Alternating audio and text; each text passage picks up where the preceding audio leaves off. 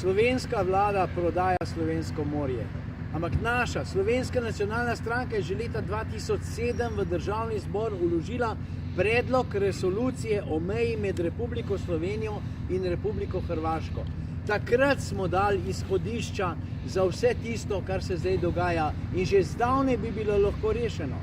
Dejstvo je, da je takratni predsednik Državnega zbora dr. France Cukjati dal v razpravo v Državni zbor ta dokument, in kaj se je zgodilo? Na odboru za zunanjo politiko je vsa tista prohrvaška klika, ki zagovarja hrvaške interese in ki pljuva na domovino Slovenijo, glasovala proti.